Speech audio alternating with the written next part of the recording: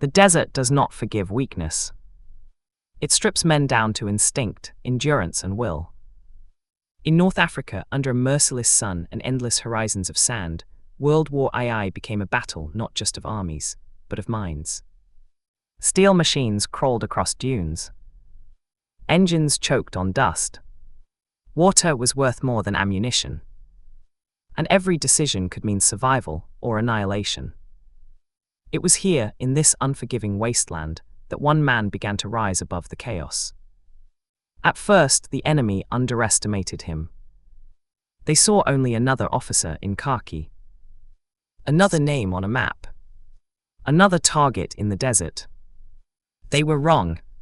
What unfolded in the sands of North Africa would redefine modern warfare. Rapid movement instead of static defense. Deception instead of brute force. Speed instead of hesitation. As British forces struggled to hold the line, this commander learned how to turn the desert itself into a weapon. He studied the terrain. He exploited distance. He struck where the enemy felt safest and vanished before retaliation could arrive. German and Italian commanders began hearing the same reports again and again. Attacks that made no sense. Flanks collapsing without warning. Supply lines shredded by forces that seemed to appear from nowhere. Whispers spread across the Afrika Korps. A name began circulating among tank crews and staff officers. Spoken first with confusion, then with concern. The desert had found its predator. And the battle that would transform this man into a legend was only just beginning. When war came to the desert, it arrived with confusion and miscalculation. British commanders initially treated North Africa as a secondary front, an inconvenient sideshow compared to the battles raging in Europe. Troops were under-equipped. Supply lines stretched thin across oceans and hostile terrain. Maps were outdated, intelligence unreliable, and doctrine rooted in First World War thinking. The Axis forces, led by experienced German officers and hardened Italian units, advanced with confidence. They believed the desert would protect them, slow the enemy, and expose British weakness. But they failed to understand the man studying them from across the sand. He learned quickly that the desert erased traditional front lines. There were no forests to hide behind, no cities to anchor defenses, only space. And space, he realized, could be weaponized. Instead of holding ground, he began to move constantly. Columns shifted under cover of night. Engines were shut down during daylight to avoid detection. Tracks were deliberately erased by driving over old paths, confusing enemy reconnaissance. This was not the slow, grinding warfare Germany expected. When the first major clash came, it came suddenly. British armor surged forward where Axis scouts reported empty ground. Infantry followed at a pace that shocked observers. And before German commanders could redeploy, their forward elements were already under attack, cut off, isolated, and overwhelmed. Radio operators struggled to make sense of the chaos. Reports contradicted each other. Enemy strength was impossible to estimate. The desert played tricks on the eye. Dust clouds looked like divisions. Single tanks appeared as squadrons. The battlefield itself seemed alive. This commander exploited every illusion. He ordered dummy camps constructed miles from real positions. Wooden tanks were placed in plain sight. Supply convoys deliberately exposed themselves, drawing Axis forces toward traps waiting beyond the horizon. German officers began questioning their intelligence. Italian units grew hesitant, unsure where the real enemy lay. And through it all, the British commander pressed forward, not recklessly but relentlessly. He understood something his enemies did not. In the desert, hesitation was death. Speed was survival.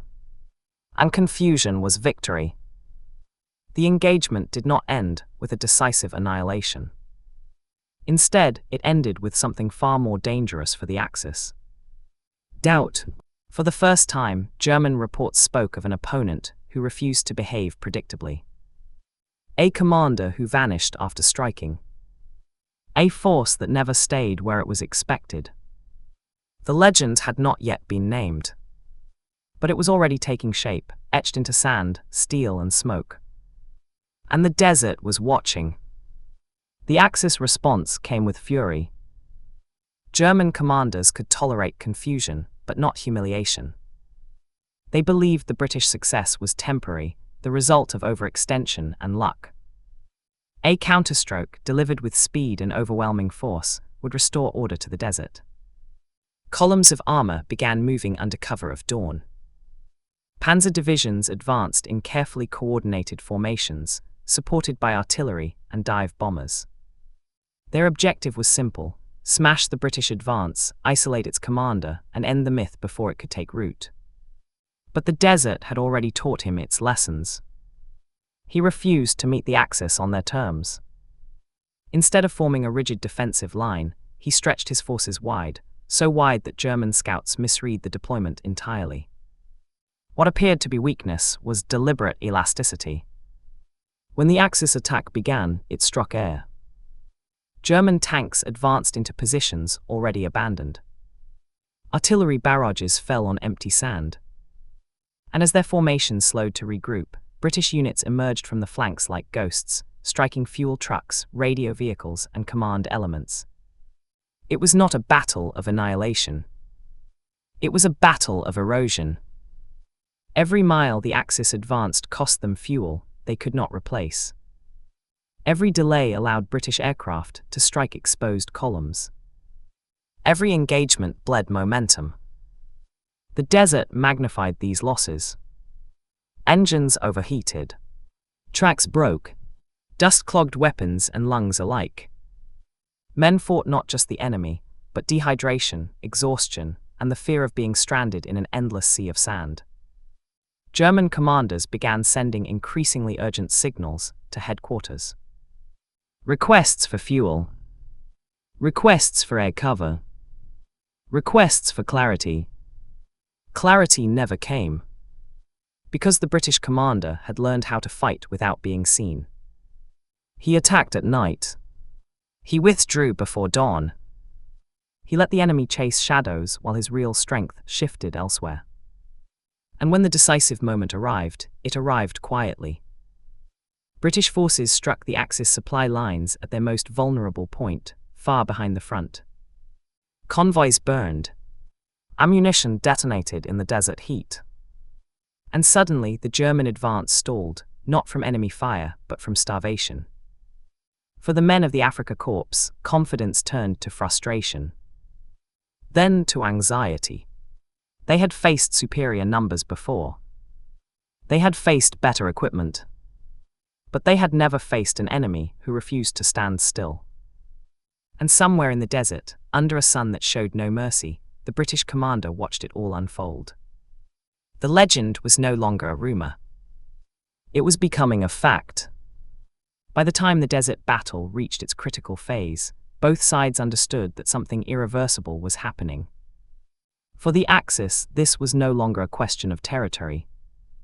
It was a test of whether their method of war, precision, planning, and centralized control, could survive in a landscape that rewarded improvisation and punished rigidity. For the British commander, it was the moment where theory met consequence. He knew the enemy would not retreat easily. German doctrine demanded counterattack. If momentum was slipping, it had to be seized back, decisively, violently, and at all costs. And so the desert filled once more with movement. Panzer units regrouped, concentrating their strength for a final, crushing blow. Artillery was brought forward despite the risks. Aircraft prowled the skies, hunting for the headquarters that seemed to vanish every time it was reported. The Germans believed that if they could force a set-piece battle, tank against tank, gun against gun, their superiority would reassert itself. What they did not realize was that the British commander had already accepted a different kind of victory. He did not need to destroy the enemy. He only needed to outlast him. As the Axis offensive surged forward, British units fell back deliberately, drawing the enemy deeper into the desert. Distances stretched. Fuel reserves shrank. Repair crews worked through the night, cannibalizing disabled vehicles to keep others running. Every mile forward tightened the Axis logistical noose. Then came the moment of decision. British forces struck, not at the spearhead, but at its lifeline. Air attacks targeted fuel dumps with ruthless precision. Mobile columns raided supply routes that German planners believed were secure. Signals units intercepted frantic radio traffic, revealing confusion at the highest levels of command. The desert battle fractured into dozens of smaller engagements, each one bleeding the Axis just enough to matter. Tank crews found themselves immobilized, engines silent, fuel gauges empty. Infantry waited for support that never arrived. Officers stared at maps that no longer reflected reality. And in those moments of paralysis, the psychological balance shifted. German veterans, men hardened by Poland, France, and the early victories of Barbarossa, began to speak openly of frustration. They cursed the desert. They cursed their supply lines. And increasingly, they spoke of the British commander with something approaching respect. Because they could no longer predict him. He did not fight for ground. He fought for time, space, and exhaustion. As days passed, the Axis offensive lost its shape. What began as a coordinated strike dissolved into scattered thrusts and desperate probes. Each failure fed the next, until initiative itself slipped away. When the final engagements subsided, the battlefield told a quiet story. No grand encirclement. No dramatic annihilation. Just burned-out vehicles scattered across the sand, abandoned equipment half buried by drifting dunes, and men retreating under a sun that offered no mercy. But the outcome was unmistakable. The Axis advance had been stopped, not by superior firepower, but by superior understanding of the desert and the war it demanded. And the man who had orchestrated it all emerged transformed. No longer just an officer executing orders. No longer a name in dispatches. He had become a symbol of adaptation, resilience, and command under impossible conditions.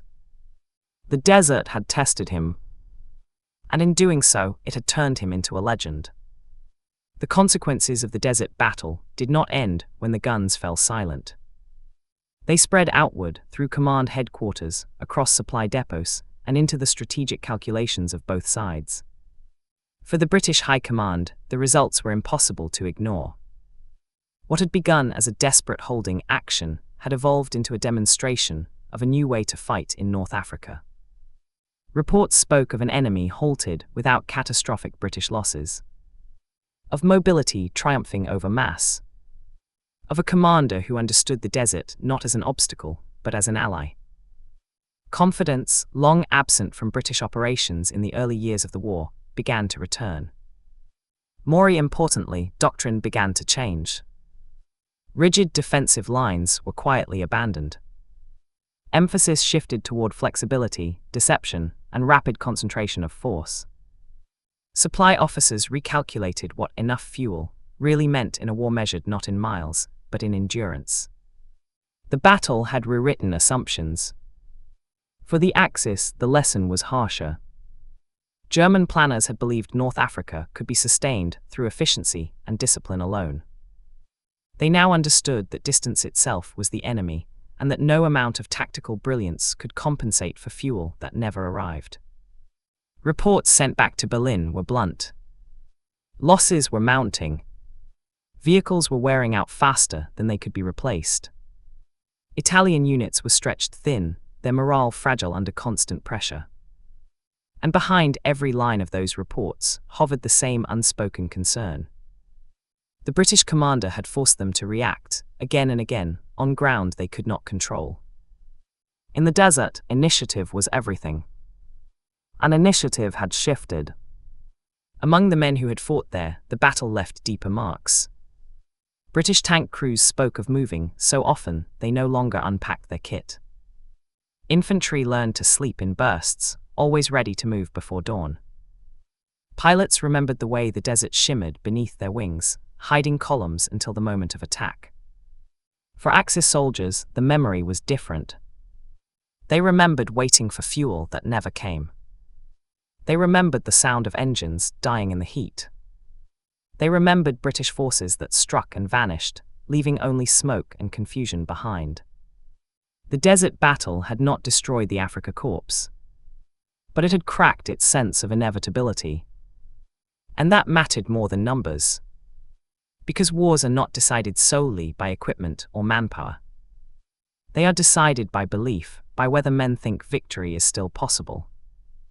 In the months that followed, reinforcements arrived, strategies evolved, and the desert campaign would surge forward again with even greater intensity. But nothing would be the same. The Axis would never again assume the desert favored them. And the British would never again fight it blindly. As for the man at the center of it all, his reputation now preceded him. Orders from above carried more trust. Subordinates followed with greater confidence. Enemies planned with his presence in mind, even when they did not know where he was. The desert had done what years of peacetime training could not. It had stripped away hesitation. It had forced innovation. And in the process, it had forged a commander whose methods would echo far beyond North Africa. The battle that turned one man into a legend had already reshaped the war. And its influence was only beginning to be felt. The desert does not allow legends to rest. Victory in North Africa was never permanent. Every gain invited a counterstroke. Every success drew the enemy's attention sharper and more focused. As the campaign moved forward, the Axis adapted. German commanders adjusted their tactics, tightened coordination, and sought to lure the British into the kind of decisive engagement they still believed would restore dominance. They had learned from defeat, but so had the man they were hunting. He understood that reputation could be a weapon or a trap. If the enemy fixated on him, they could be made to chase the wrong objective. If they anticipated speed, he could offer patience. If they expected deception, he could deliver sudden, overwhelming force. The desert became a battlefield of anticipation. Columns maneuvered for days without contact. Aircraft shadowed movements without striking. Supply convoys rolled at night, headlights masked, engines throttled down to whispers. Every decision now carried greater weight, because both sides were watching each other closely. The next major confrontation came not as a surprise, but as a test. Axis forces advanced cautiously, probing British positions, seeking signs of overextension. When resistance appeared lighter than expected, German commanders suspected another deception, and hesitated. That hesitation proved fatal. British units surged forward with precision born of experience. Armor, infantry, and air power moved in coordination refined through months of hard lessons. Targets were chosen not for spectacle, but for effect, communications, logistics, and command nodes. The desert once again swallowed the Axis advance. Yet this time the cost was higher for both sides. British losses mounted as engagements grew more intense. Vehicles burned under direct fire. Men were wounded far from medical aid, their fate uncertain beneath an unforgiving sky. Leadership mattered more than ever. The British commander was everywhere and nowhere at once, appearing at forward units, issuing orders calmly, then vanishing before the next engagement. His presence steadied exhausted men who had come to trust his judgment. For the Axis, frustration hardened into urgency. They could not allow this pattern to continue. Each failure weakened their position not just in Africa, but across the entire war. North Africa was no longer a sideshow, it was a proving ground. As the battle reached its climax, both sides committed fully. The desert echoed with the thunder of guns, the roar of engines, and the relentless rhythm of a war that had become personal. When the dust finally settled, the outcome was clear. The Axis had been checked again. Not decisively destroyed, but dennied the momentum they desperately needed. And in war, momentum is life. The legend survived not because he was invincible, but because he adapted faster than his enemy. The desert had demanded everything, and he had given it without hesitation. By the time the desert campaign moved beyond its most brutal phase, its meaning had become unmistakable. North Africa was no longer just a battleground of sand and steel. It had become a laboratory of modern war, where mobility defeated rigidity, logistics outweighed numbers, and leadership proved as decisive as firepower. The man the desert had tested now stood changed by it. He had learned when to strike and when to disappear, when to gamble everything on speed, and when to let the enemy exhaust himself chasing illusions. He had learned that victory did not always announce itself with flags or parades, but sometimes arrived quietly, measured in fuel shortages, broken formations, and lost initiative. For the British Army, the impact was profound. Lessons born in the desert would echo through future campaigns, from Sicily to Normandy. Commanders would emphasize flexibility over doctrine, initiative over blind obedience. Combined arms warfare, refined under the North African sun, would become second nature. Confidence replaced doubt. An army that had once retreated now advanced with purpose. For the Axis, the desert left scars that never fully healed. Their forces remained dangerous, disciplined, and capable, but no longer unstoppable. They had learned that superiority on paper meant nothing without supply, without air cover, without the ability to adapt faster than the enemy. The myth of inevitability, the belief that German arms would always prevail, had been cracked in the sands of Africa. And myths once broken do not easily return. Among the men who fought there, memories endured long after the desert reclaimed the battlefield. British soldiers remembered the relentless movement, the dust that coated everything, the silence before sudden violence. Axis veterans remembered the long waits, the empty fuel tanks, the growing realization that they were fighting not just an enemy, but a landscape that no longer favored them. The desert itself bore no monuments. Wind erased tracks. Sand swallowed wreckage. What remained were lessons written into doctrine, memory, and history. The battle that turned one man into a legend did so not because he sought fame, but because he understood war as it truly was. Chaotic, unforgiving, and decided by those who learned fastest. World War II would continue, growing even larger, even deadlier. But in North Africa, something vital had already been decided. That adaptability could defeat arrogance. That speed could overcome strength. And that even in the most hostile environment on Earth, leadership could shape destiny. The desert had spoken. And history listened.